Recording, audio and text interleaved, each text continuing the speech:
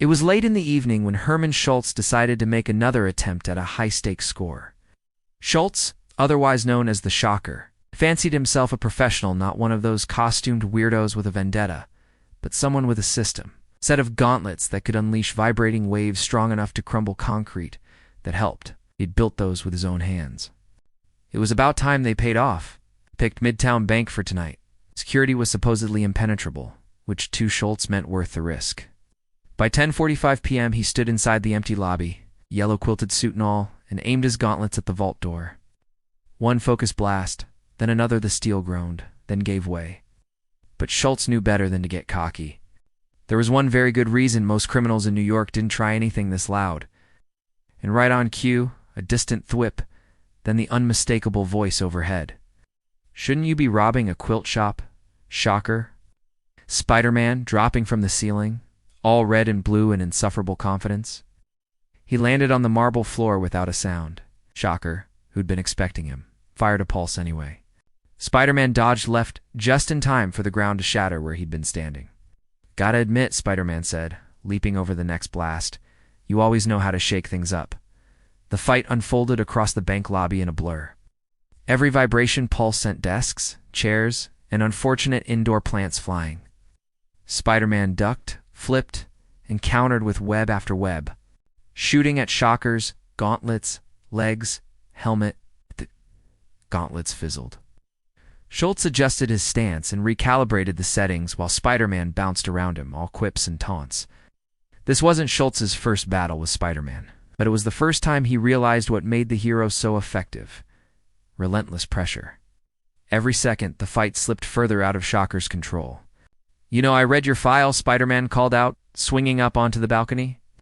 "All that genius-level tinkering, and this is where it gets you?" Schultz's mood soured. He sent a directed burst at a chandelier.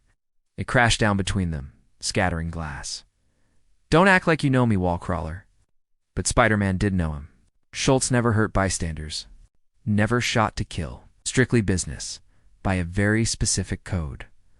Almost professional as far as supervillains go. The fight raged on. Police cars wailed outside, lights sweeping the foyer. Spider-Man ramped up the pressure, swinging low and fast, ducking right into Shocker's guard. A web yanked at Schultz's left gauntlet. He countered with a point-blank pulse that knocked Spider-Man backward, but the right gauntlet jammed. Spider-Man seized the chance. Webs cascaded out, pinning Shocker's remaining hand to a marble pillar. For the first time, Schultz wasn't holding all the cards. "You're getting predictable, Herman," Spider-Man said, maybe more tired than mocking now. "Big entry, big exit, but you never plan for the in-between, do you?" The police were nearly at the doors. Schultz, shaking with adrenaline, made a last-ditch effort. He fired one more pulse, blowing off the web but knocking himself back in the process. Spider-Man moved faster, swinging a column up between them, ricocheting a stun web that sealed the gauntlets tight. In the silence that followed, Schultz sagged. Was trapped outplayed again, and by the same guy? The police rushed in. Spider-Man, already perched in the rafters, watched as they cuffed Shocker. Schultz stared straight ahead. He said nothing. I knew he'd be in a holding cell by sunrise, but his mind was already working the problem from another angle.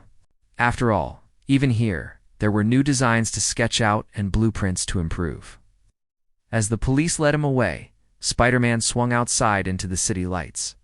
For him, this was routine. Another night, another crisis averted, the cycle spinning on. But for Shocker, every defeat was just the next blueprint. They'd do this again, Spider-Man knew. Maybe not tomorrow, but soon. And if nothing else, their battles would always keep things ... interesting, at least for New York. It was just another Tuesday.